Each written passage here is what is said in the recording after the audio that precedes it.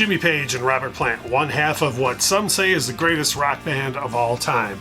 In the 90s, they revisited Led Zeppelin to a certain extent, tried to do something new as well. Both of those releases are rare pressings. We're going to get into them today.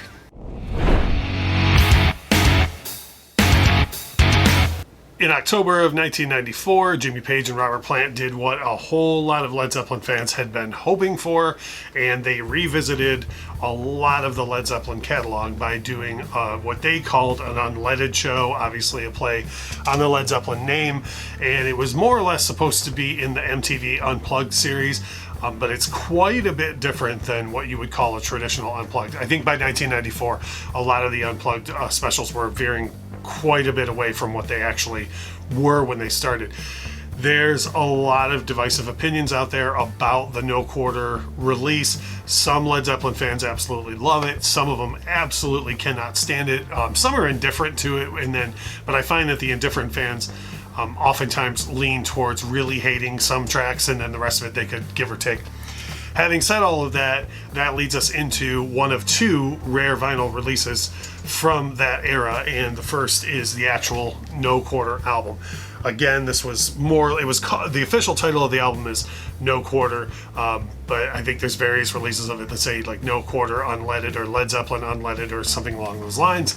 And this here is kind of typical of what was occurring at the time with legacy acts, where there's a couple of new tracks on here, but by and large, this is what you're expecting from a track list if you're a Led Zeppelin fan. Nobody's Fault But Mine, Thank You, Gallows Pole, Kashmir, so on. It's just all of the stuff that you would expect Jimmy Page and Robert Plant to do in this type of setting in that era.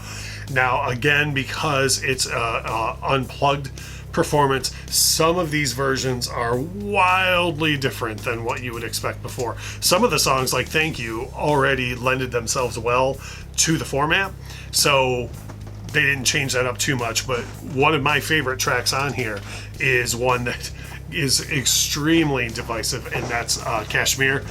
And I think it clocks in around 13 minutes or something along those lines. So they just about doubled the runtime of the version on the album, and that's because there's a lot of breakdowns and extended parts that weren't in the original.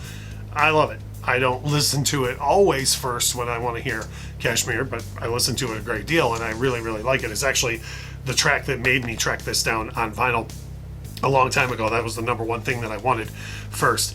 As far as the actual vinyl release goes, again, and I know I say this a lot in videos, but it was very typical for the time.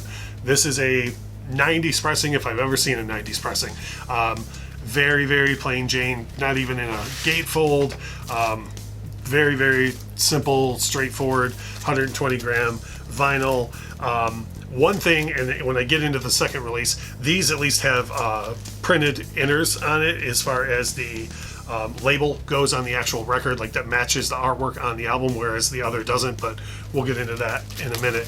But one thing that I thought was really odd is that this came originally in just plain paper sleeves, and they included two inserts, but they're just single page inserts, whereas if these were a little bit bigger, they could have just turned them into printed inserts to hold the records, as opposed to throwing in paper sleeves for the albums and then these single-sided one-sheet inners. So I thought that was a little bit odd. I'm kind of surprised with all the Led Zeppelin reissuing that's gone on that this record hasn't been reissued. It's another one from the mid-90s. Like I said, this is October of 94. Kind of surprised it got a vinyl issue in the first place.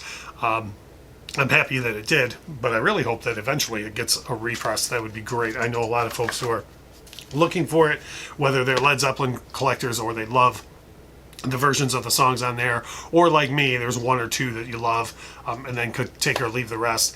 I would really like to see that get a reissue.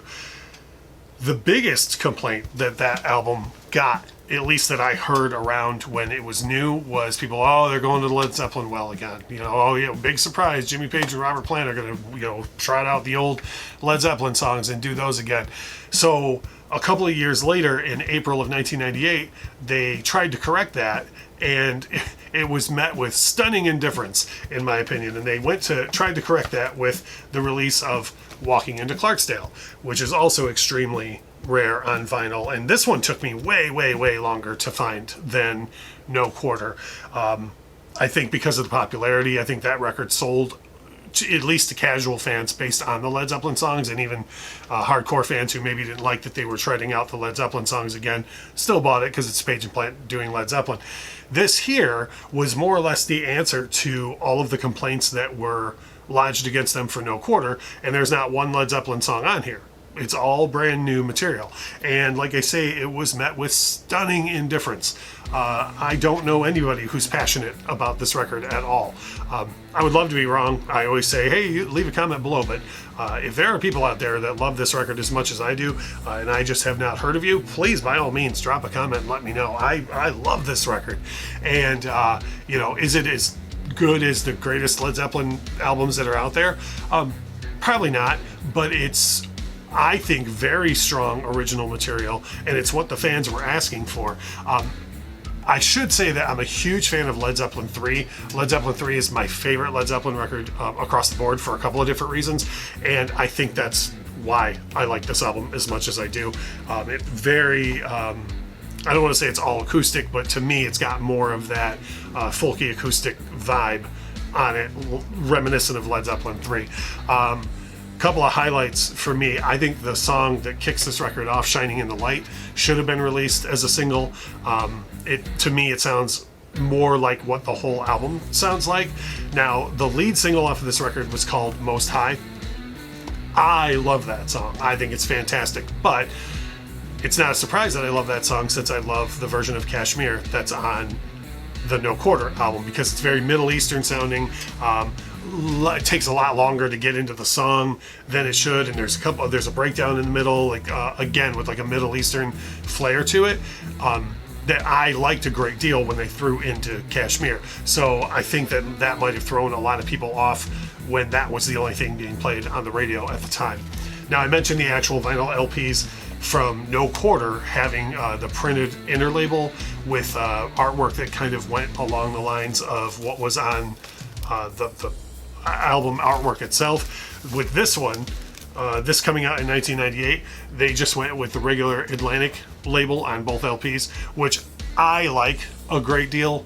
I know the vinyl community is divided on this. To me, there's nothing like a good old-fashioned Columbia red label, or again the Atlantic label, the Electra with the more or less the sun rising reprise labels. I love that type of stuff. But I can understand, I know fans are split on that, and some like it one way and the other. So with both Page Plant releases, you can get it both ways. You got a printed inner label on one and the Atlantic on the other. But these two, in my opinion, are really, really good records that I would hope get reissued sooner than later, and I'm quite surprised they haven't so far yet. If you haven't yet and you enjoyed this video, please make sure that you subscribe to the channel. We're trying to do tons of videos on all sorts of different types of music, so we can hopefully have something for everybody. If you have any questions about the channel, this pressing, or any opinions you want to share, please make sure to hit the comment box below. And if you enjoyed the video, make sure to hit the like button. Thanks for watching.